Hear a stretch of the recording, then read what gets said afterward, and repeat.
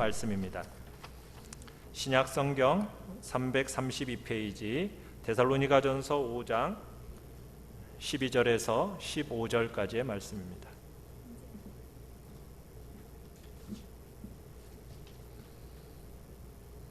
데살로니가전서 5장 12절에서 15절 우리 한 목소리로 같이 읽겠습니다. 시작. 형제들아, 우리가 너희에게 구하노니 너희 가운데서 수고하고 주 안에서 너희를 다스리며 권하는 자들을 너희가 알고 그들의 역사로 말미암아 사랑 안에서 가장 귀히 여기며 너희끼리 화목하라. 또 형제들아, 너희를 권면하노니 게으른 자들을 권계하며 마음이 약한 자들을 격려하고 힘이 없는 자들을 붙들어주며 모든 사람에게 오래 참으라. 삼가 누가 누구에게든지 악으로 악을 갚지 말게 하고 서로 대하든지 모든 사람을 대하든지 항상 선을 따르라. 아멘. 우리 말씀의 제목을 같이 한번 읽어봅니다. 시작. 건강한 교회를 어떻게 세울까? 두 번째 시간입니다.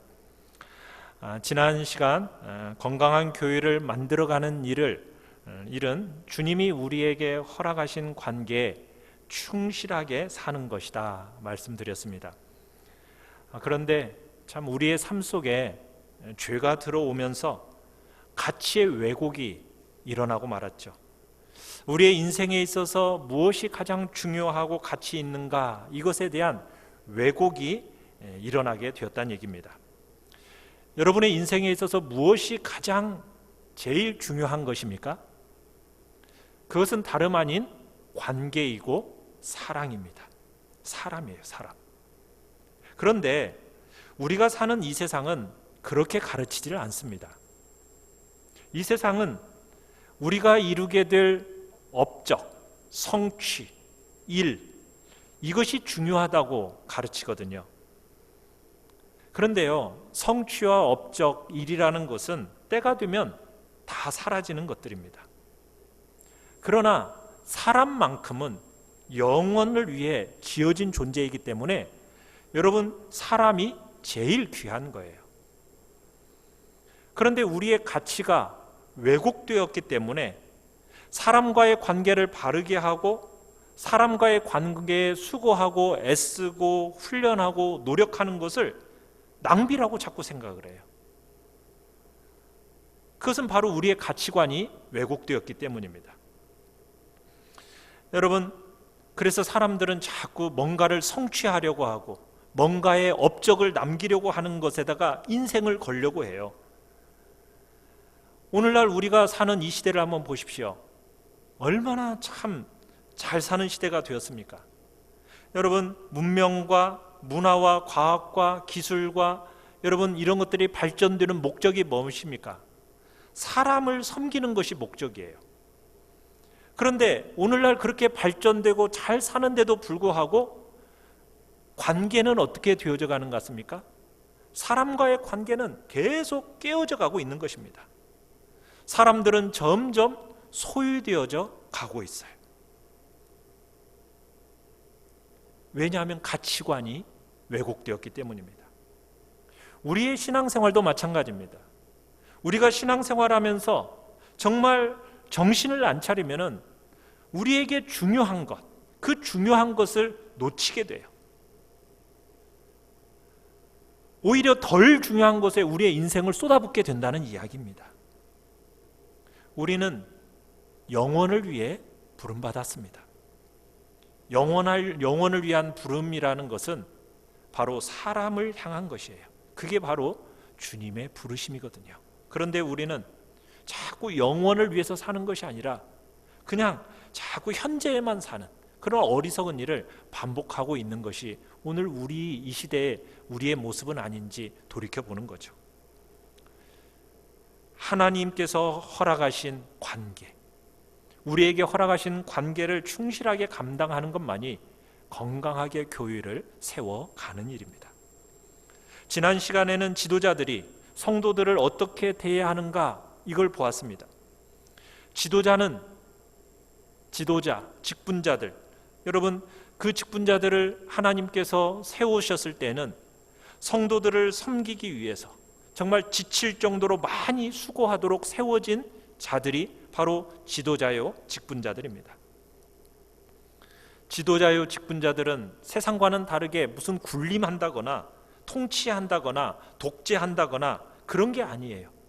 주님이 보여주신 그대로 봉사하고 섬기고 희생하는 자들이 바로 지도자요 직분자들인 거죠. 그리고 필요하다면 권면하고 위로하는 자리, 그 자리가 바로 직분이고 지도자의 자리입니다. 자, 여러분, 그런 지도자들을 성도들은 어떻게 대해야 한다고 권면하고 있습니까? 존경하라는 겁니다. 사랑을 인해서 가장 귀한 존재로 여기라, 그렇게 명령하고 있습니다. 어떻게 보면 오늘날 우리 사회는 갑질 문화, 그동안 편만에 있던 갑질 문화에 대한 반발이 일어나는 그런 시대예요. 그러다 보니까 사람들을 누군가 존경한다라는 것, 누군가를 사랑하기 때문에 정말 귀한 존재로 여긴다라는 것이 거의 상실되어 가고 있는 시대를 살아가고 있어요.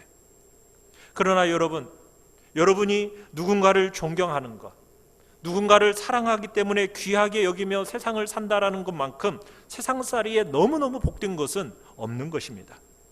그런데 오늘날 이 시대는 그런 것들을 거의 잃어가고 있어요. 그러면서 관계들이 계속 깨트려져 가고 있는 것이 이 시대의 모습입니다. 믿었던 사람들 배반당하고 상처를 거듭거듭 받으면서 관계가 계속해서 깨어져 가는 그런 아픈 시대를 우리는 살아가고 있는 것이죠. 오늘 본문의 말씀에서는 그러면 성도와 성도끼리, 우리 동료들끼리는 어떻게 대해야 하는가, 이것을 우리에게 이야기하고 있습니다. 사람이라는 존재는요, 참 몇 마디 말로 규정되는 존재가 아니죠. 그렇죠? 사람은 굉장히 복잡한 존재입니다. 형용할 수 없는 존귀와 아름다움이 있는가 하면 또 그 안에 말할 수 없는 비열함과 천함이 동시에 한 인격 안에 존재하고 있다는 것, 그게 바로 사람입니다. 그래서 사람은요, 몇 마디 말로 정의되어질 수가 정의하는 것 자체가 어려워요. 하나님께서 우리에게 주신 사람들과의 관계에 충실할 때 하나님은 우리에게 지혜가 필요하다, 그것을 이야기하고 계세요. 왜? 사람마다 너무 다르기 때문이에요. 그래서 사람들에 대해서 그들을 대하는 적절한 자세, 배려, 이런 게 필요한 겁니다. 그냥 획일적으로 모두에게 똑같은 방식으로 사람을 대하면 안 돼요. 왜요? 사람이 너무나 다르기 때문에. 사람마다 다양한 필요에 따라서 다른 섬김이 필요한 거거든요. 그래서 오늘 본문에서도 5가지에 대한 권면을 우리에게 주고 있어요. 자, 1번을 우리 같이 한번 읽어보겠습니다. 1번입니다. 시작. 게으른 자들을 권계하라. 자, 14절을 보시면요, 또 형제들아 너희를 권면하노니 게으른 자들을 권계하며. 게으른 자들을 향해서 권계하다라는 얘기가 뭐냐면 권면하고 훈계하고 꾸짖어서 돌이키게 만들어야 한다, 이런 의미입니다. 여러분, 게으른 자라는 것은 어떤 사람들을 이야기하는 것일까요? 여기서 말하는 게으른 자라는 주어진 책임을 제대로 감당하지 않고 다른 사람들에게 유익을 주는 어떤 일도 하지 않으면서 이런저런 문제만 일으키는 사람, 그런 사람을 게으른 자다 정의하고 있습니다. 그런 사람을 향해서 성경은 뭐라고 얘기하겠느냐? 따끔하게 꾸짖어서 바로 잡아야 한다라고 이야기하고 있어요.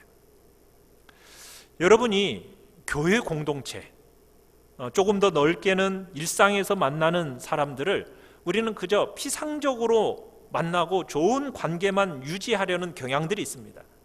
그러나 성경은 그렇게 머물기를 원하지 않아요. 그냥 상대에게 좋은 인상을 안 좋은 인상은 주지 않고 좋은 인상만 주려고 하는 그런 피상적인 관계, 그런 좋은 관계에만 머물지 말고 오늘 본문에서는 필요할 때는 따끔한 말을 통해서 상대를 바로잡는 제대로 된 만남이 그런 관계 안에 머물러야 할 것을 우리에게 이야기하고 있습니다. 그러나 필요할 때 정직한 말을 해야 되는데 우리가 눈치 보면서 아첨하는 말, 여러분 그런 것이 아니라 정말 바른 관계라면은 정말 정직하게 따끔한 말을 해야 될 때가 있다라는 거예요. 왜요? 왜 그렇습니까? 우리는 무엇이기 때문에? 가족이기 때문에.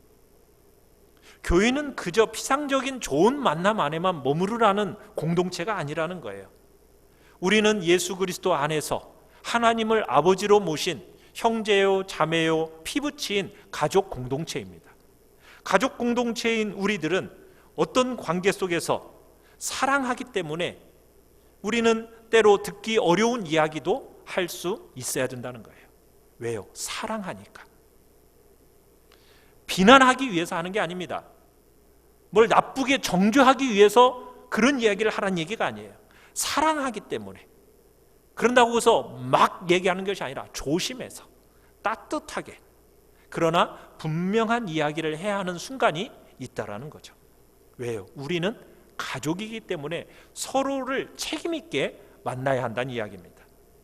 그냥 피상적으로 서로에게 아첨하면서 좋은 말만 하는 그런 관계에만 머물러서는 안 된다는 거예요. 왜? 우리는 가족이기 때문에. 정말 사랑의 마음을 담아서 정말 따뜻하게 필요한 말은 해야 할 순간에 해야 된다는 거죠. 서로의 얼굴을 빛나게 하고 진실한 마음이 가득하도록 정말 우리는 때로 서로를 대해야 되는 겁니다.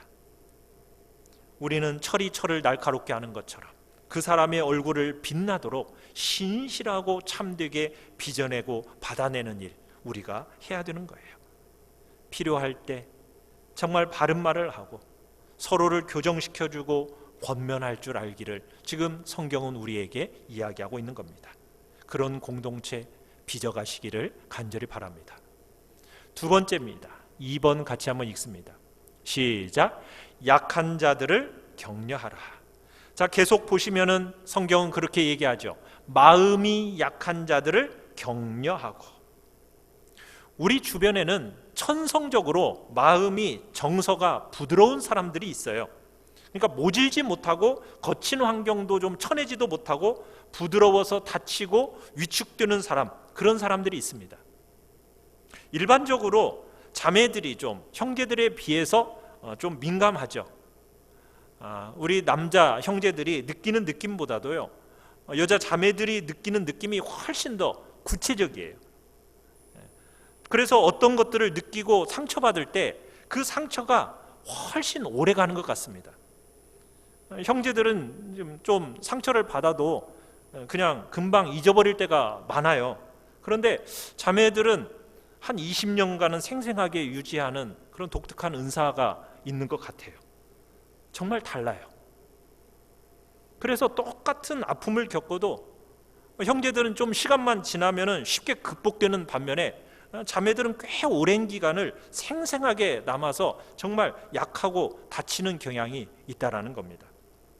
자, 이런 사람들에 대해서는 따끔한 말로 혼내면 어떻게 됩니까? 그 영혼이 굉장히 다칩니다. 마음에 오래오래 상처를 남기게 돼요. 마음이 약한 자들, 다치기 쉬운 자들, 그런 자들에 대해서는 어떻게 하라고 얘기하고 있습니까? 격려하라는 거예요. 위로하라는 거예요. 뭔가 하나의 답을 가지고 옳다고 믿기 때문에 여러분들이 모든 사람에게 똑같은 방식을 적용해서는 안 된다는 거예요. 옳은 것이지만 각자 그 사람에게 맞게 대하는 것, 이게 사람을 섬기는 너무나 중요한 자세입니다. 연약한 사람들, 천성적으로 섬세하고 민감한 사람들, 그런 사람들에 대해서는 그에 맞도록 위로하고 격려해야 된다는 거예요. 그런데 오늘날 우리 사회는 어떻습니까? 경쟁하는 사회예요. 그래서 경쟁에서 살아남아야 한다, 이렇게 가르칩니다. 마치 적자 생존, 약육강식, 막 이런 식으로 이것이 정당한 것처럼 가르치는 사회가 오늘날의 사회예요. 그러다 보니까 연약한 사람들이요, 몸둘 곳이 없어져 버렸어요. 여러분, 약하다라는 것은 약할 뿐인 것이지 실패자는 아닙니다. 여러분, 약한 것을, 그런데 오늘날 우리 사회는 실패같이 여겨요. 여러분, 남다르게 민감하고 아픔을 길게 느끼는 것, 이걸 굉장히 성가셔하고 뭘 잘못한 것처럼 자꾸 다루는 거예요. 그러다 보니까 섬세하고 예민한 사람들이 그 자기 안에 있는 그 고유의 아름다움들을 이 바르게 빚어내지를 못해요. 그냥 획일적으로 막 상처를 심하게 받는 사회가 오늘 이 시대의 사회입니다. 여러분, 그러나 교회 공동체는 절대로 사람을 그렇게 대해서는 안 되는 거예요. 사람이 천하보다도 귀한 존재이지 않습니까? 사람이 제일 중요한 거예요. 사람은 영원한 존재예요. 그런데 이 사회는 사람을 제대로 배려하고 대하는 것을 가르치지를 않아요. 그러다 보니까 우리가 그런 걸 제대로 배우지를 않고 그저 어떻게 하면은 과업을 성취하고 내가 일을 많이 해서 사람들로부터 드러날까, 여기 이것만 가르치는 교육이 횡행하고 있는 시대가 이 시대입니다. 세상의 가치관이 그렇지만 우리는 달라야죠. 우리는 그런 식으로 사람을 대하면 안 돼요. 약한 사람이 실패자가 아니거든요. 단지 남다르게 섬세할 뿐인 것이고, 그 사람들은 실패자로 도태시키는 일이 없도록 우리는 잘 격려하고 위로해야 된다는 얘기입니다. 그분들의 모양이 왜곡되지 않도록 잘 세워내고 살려내는 것이 바로 우리들이 감당해야 할 몫이라는 것입니다. 약한 자들이 존귀를 경험하는 자리가 바로 우리 공동체가 돼야 되는 것입니다. 남들처럼 잘해야만 귀한 게 아니에요. 연약하지만 보호받고 위로받고 격려받으면서 그렇게 존귀를 회복해내는 일이 우리 공동체 안에서 일어나야 하겠습니다. 우리는 사람을 그렇게 대하도록 부름받은 존재들인 거죠. 세 번째입니다. 3번 같이 한번 읽어볼까요? 시작. 힘이 없는 자들을 붙들어 주라. 자, 계속 보시면은 힘이 없는 자들을 붙들어 주며, 여기서 힘이 없다라는 것은 무슨 의미냐면 아직 신앙이 어려서 하나님을 의지하는 데서부터 오는 그 능력의 공급을 아직 경험하지 못한 사람들을 이야기합니다. 그러니까 신앙의 연륜도 짧고 또 믿음도 아직 어린 사람들을 이야기하는 거죠. 또 때로는 신앙적인 부분만이 아니라 경제적인 어려움 때문에 힘이 없을 수도 있어요. 또 신체적으로 아프고 약하다 보니까 어려워서 힘이 없을 수도 있습니다. 자, 그런 사람은 어떻게 해주라고요? 붙들어 주라는 거예요. 붙들어 주라는 거예요. 교회는 언제나 강한 자가 약한 자를 붙들어 주는 공동체예요. 세상은 경쟁에서 나는 이겼고 너는 졌다 이렇게 말하지만 교회는 그렇게 말하는 공동체가 아닙니다. 교회는 강한 자가 자신의 강함 안에만 머무는 것이 아니라 그 강함을 가지고 약한 자들을 섬기고 돌보고 붙들어주는, 그래서 같이 가는 공동체가 교회 공동체인 겁니다. 세상은 잘하는 사람이 기준이 돼요. 그죠? 학교에서 공부를 가르칠 때도 누가 중심이 됩니까? 잘하는 사람들을 끌어가는 경향들이 많아요. 그런데 교회는 그렇지 않아요. 교회는 가장 약한 사람이 우리의 보폭의 기준이에요. 우리 걸음의 보폭의 기준은 누구입니까? 약한 사람이에요. 약한 사람. 그래서 우리는 약하고 힘이 없기 때문에 그 사람을 포기하고 가는 공동체가 아니라는 얘기입니다. 우리는 그들을 함께 안고 그들이 혼자 있지 않다는 사실을 확인시켜주는 공동체가 바로 교회 공동체라는 얘기입니다. 교회 안에 전문가들이 있습니다. 그런데 일을 전문적으로 잘하는 것을 중요하게 여기는 공동체가 교회가 아니에요. 교회는요, 같이 하는 것이 생명인 공동체입니다. 같이 하는 것. 그게 핵심이에요. 일을 잘하는 것 못지않게 중요한 게 뭡니까? 같이 하는 거예요. 더불어 하는 거예요. 그래서 강한 자, 탁월한 소수, 이런 사람들이 다 하는 게 아닙니다. 약하고 힘이 없는 자들도 자기들이 할 수 있는 역할들을 감당하도록 붙들어주고 지지해주면서 함께 가는 공동체가 바로 교회 공동체인 거예요. 그래서 교회는 세상의 원리와는 다른 그렇게 적용되고 지배하는 공동체여야 돼요.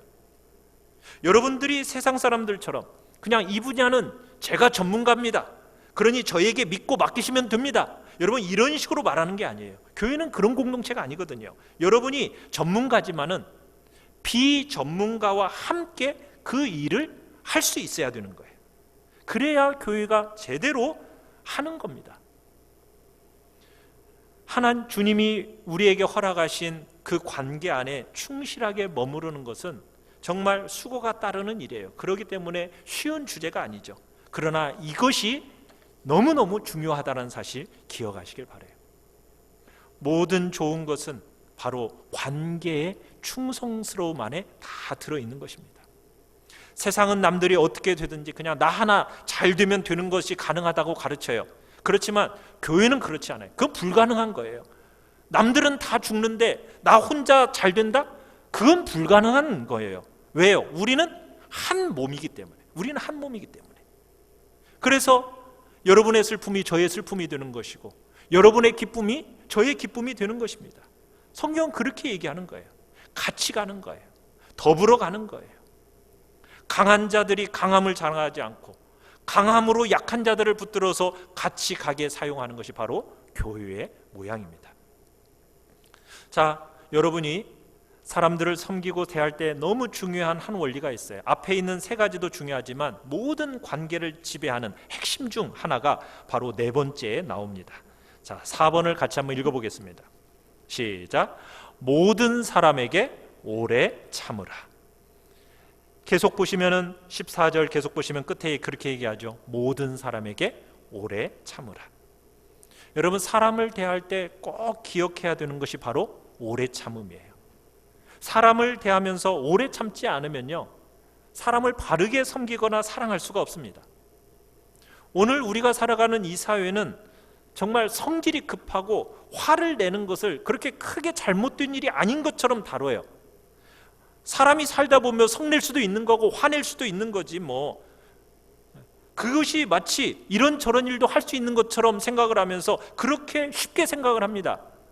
여러분, 그러나 성을 내고 오래 참지 못하는 것은 큰 문제입니다. 큰 문제. 그건 작은 문제가 아니에요. 여러분이 관계를 갖고 사람들을 바르게 섬기는 일에 있어서 너무너무 중요한 것이 바로 뭐라고요? 오래 참음이에요. 오래 참음.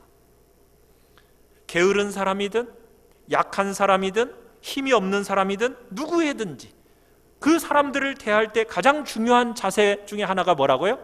오래 참는 것입니다. 오래 참음이 없으면요, 여러분이 누군가를 진실하게 대하고 사랑한다는 것은 불가능한 거예요. 사람들이 참을 만큼 참았다라는 이야기들을 합니다. 그런 얘기 잘해요. 여러분, 그러나 아닙니다. 또 참아야 됩니다. 여러분이 참을 만큼 참고 안 참으면요, 아무런 변화도 안 일어나요. 여러분이 그어놓은 한계가 있을 거예요. 내가 그 한계만큼 내가 충족시켰으니 이만큼 참았으니 되었다. 여러분, 그렇게 하지 말라는 얘기예요. 그래서 예수님이 말씀하신 게 뭡니까? 용서를 몇 번 하라고 그랬죠? 70번씩 7번. 70번씩 7번이라는 얘기가 무슨 얘기입니까? 한계를 긋지 말라는 거예요. 한계를 긋지 말라는 거예요. 내가 누군가를 사랑하기 때문에 오래 참되 한계를 긋지 말고 참으라. 그게 우리 주님의 명령인 겁니다. 여러분, 그래서 고린도전서 13장 사랑장에서 사랑에 대한 항목이 여러 가지가 나오잖아요. 그 중에서 제일 먼저 나오는 사랑의 항목 무엇입니까? 사랑은 오래 참고예요. 오래 참고. 그렇게 오래 참는 것은 여러분이 사랑을 섬기고 사람을 사랑하는 제일 중요한 첫걸음이란 얘기예요. 그게 바로 오래 참아야 된다는 얘기예요. 사랑하기 어려운 사람들, 여러분의 괄호 바깥으로 밀어내지 말아야 된다는 얘기입니다. 사람을 진실하게 사랑하기 위해서는 오래 참아야 됩니다. 그러나 참 우리는 이 오래 참는 일에 얼마나 자주 실패하는지 몰라요. 우리는 성마르고 까다롭고 남들을 쉽게 비난하면서 우리의 오래 참지 못함을 정말 합리화시키고 싶어하는 우리의 성향을 보게 돼요.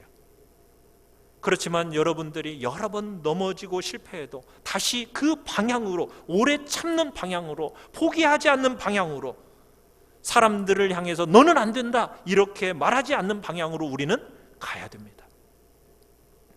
사람들을 마음의 중심에서부터 붙들어주고 지지해주고 위로해주고 받아내고 사랑하고 소중히 여기는 것이 바로 우리의 모습이 되는 거예요. 저와 우리 공동체 안에서 바로 그런 거 보고 싶습니다. 세상에서 진실한 사랑을 받지 못한 그 사람들이 와서 정말 중심과 중심이 만나고 끝까지 변함없는 중심을 담은 오래 참음으로 사람들을 대하고 사랑하는 그런 공동체가 되기를 바랍니다. 참, 그런데 우리 모습은요, 참 오래 참을 수 없다라는 거 누구보다도 나도 잘 알지만 하나님도 아셔요. 그래서 하나님께서 우리에게 너무나도 귀한 선물을 주셨습니다. 여러분, 그 선물이 무엇일까요? 바로 성령 하나님을 우리의 마음속에 보내주셨다는 사실이에요. 우리의 힘으로는 못 참아요. 그러나 성령님이 우리 안에 계시기 때문에 성령님으로 맺는 열매 중에 하나가 무엇입니까? 오래 참음이라는 열매가 있는 거예요. 사람을 소중히 여기고 정말 한 생명을 천하보다도 여기면서 포기하지 않고 정말 오래 참아내고 견딜 수 있는 힘, 그것은 바로 하나님의 성령, 그 성령의 도우심이 아니라면 우리의 이 성마른 성격을 가지고는 불가능한 것이죠. 여러분이 가정을 이루고 살면서 제일 많이 배워야 할 게 무엇이겠습니까? 한 사람을 오래 참으며 사랑하는 걸 배우는 거예요. 여러분들이 결혼하기 전에 정말 그 사람을 만나서 정말 사랑한다고 소중한 한 사람을 만났기 때문에 평생 정말 그 사람과 살아가겠다고 서약을 하고 변함없이 그 사람을 책임 있게 대하겠다라고 여러분들이 서약하고 결혼을 하고 가정을 이루지 않았습니까? 그러나 가정을 이루고 살면서 여러분의 본성이 얼마나 거스른 일이 많아요. 그죠? 그래서 세상 사람들은 끊임없이 어떤 사람을 찾아 헤맵니까? 나하고 맞는 사람을 찾아 헤매요.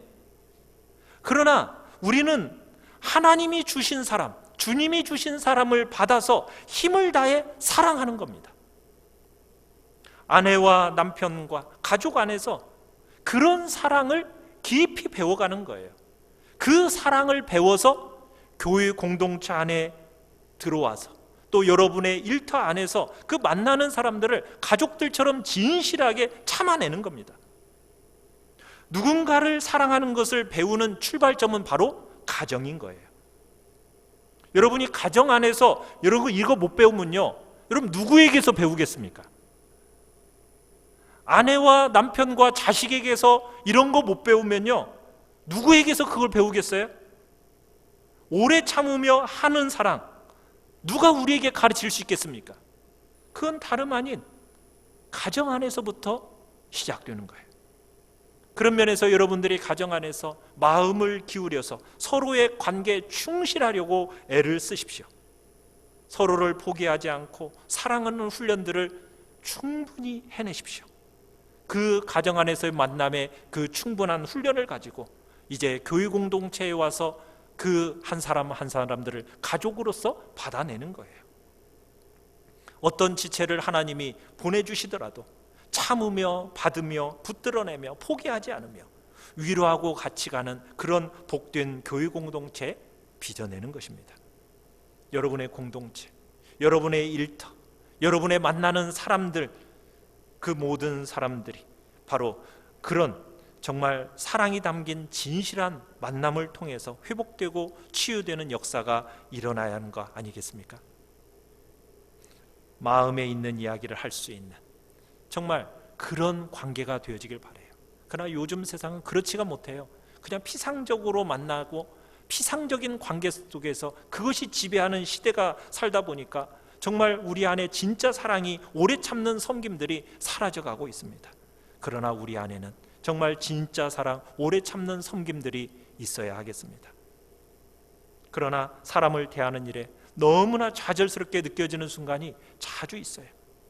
정말 관계를 지속하고 싶지 않은 순간들이 우리의 삶에 한 번씩 찾아오지 않습니까? 부부간에도 그렇잖아요. 그죠? 부부간에도 그럴진데 부부 바깥에 있는 관계는 오죽이나 하겠어요. 그죠? 성마름과 다루기 너무나 불편함, 까탈스러움, 우리를 실망시키는 그 많은 순간들을 우리들은 다 참아내면서 사랑하는 것입니다. 죄인으로 사람이 태어났기 때문에 한계가 있을 수밖에 없어요. 그러나 끝까지 포기하지 않고 책임 있는 만남들을 계속 이루어내는 것이 바로 우리 부름의 핵심 중에 하나인 것입니다. 우리는 우리에게 잘하는 사람에게 잘해주고 싶고, 또 우리에게 못하는 사람에게는 갚아주고 싶어하는 것이 우리의 특징이에요. 우리도 진짜 그렇잖아요. 나한테 잘해주는 사람을 만나면요, 정말 내 실력보다도 더 잘 나와요. 그러니까 나한테 잘해주는 사람 만나는 것이 우리의 기쁨이, 그죠? 우리가 다 그렇지 않습니까? 저도 그래요.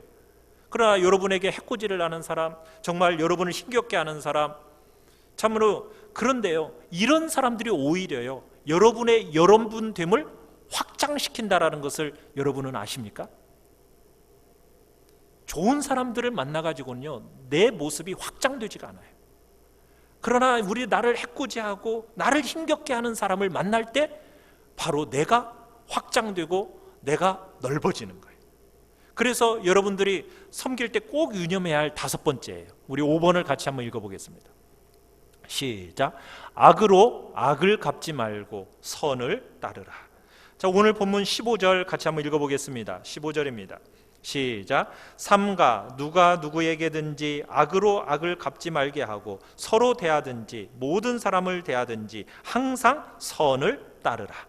자, 여러분 눈여겨보십시오. 주님이 악을 악으로 갚지 말라 이렇게만 말하지 않으시고요, 악을 악으로 갚지 않을 뿐 아니라 어떻게 하라고요? 항상 선을 따르라 이렇게 말씀하고 있어요. 그것도 바로 옆에 있는 몇몇 성도들에게만 이야기하는 것이 아니라 모든 사람을 대하든지 항상 그렇게 해야 한다 이렇게 말씀하고 있다는 거, 여러분 이거 눈여겨보셔야 됩니다. 오늘 우리가 살아가는 이 시대는요, 잘못을 바로잡고 최대한 빨리 제거해버리고 선과 정의가 통치하는 사회 만들고 싶어해요. 그래서 역대 정권들이 들어서면서 늘 반복하는 게 뭐예요? 적폐청산이라는 명분을 가지고서는 끊임없이 쳐내는 일들을 합니다. 여러분들이 보아왔지만 정의 구현이 되었나요? 4년이라는 세월 동안 적폐청산이라는 명분을 가지고 그렇게 달려왔지만 어떻습니까? 이 사회가 어떤가요? 그게 그렇게 되는 게 아니에요. 이건 틀리고 이건 옳다, 여러분 그렇게만 된다고 해서 세상이 바뀌는 게 아닙니다. 그렇지가 않아요. 로마서에서 바울이 우리에게 권면하는 내용도 동일해요. 우리 로마서 12장 17절 21절 우리 같이 한번 읽어보겠습니다. 시작.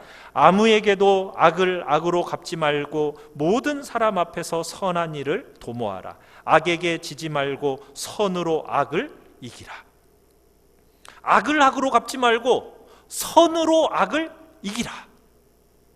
세상이 말하는 것처럼 이것은 악한 것이니까 벌받아야 하고 이것은 선한 것이니 칭찬받아야 한다, 여러분 이렇게 말해가지고 정의로운 세상이 되던가요? 안 돼요.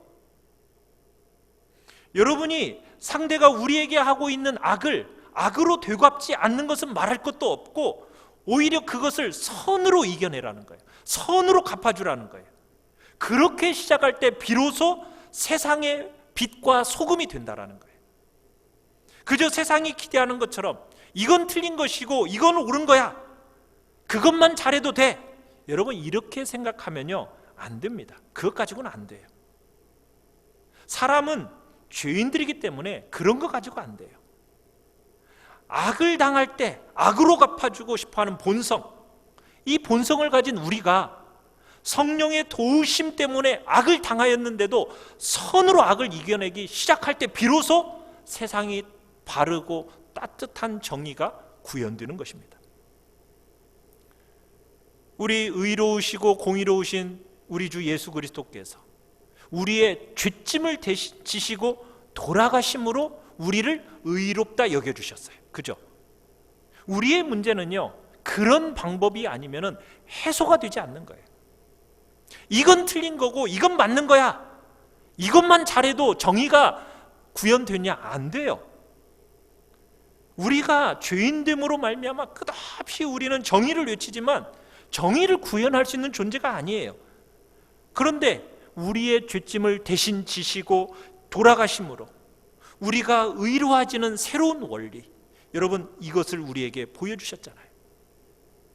우리가 악을 악으로 갚고 그저 여러분에게 잘하는 사람에게만 선대한다면 이 세상에서 바른 정의 볼 수 있겠습니까?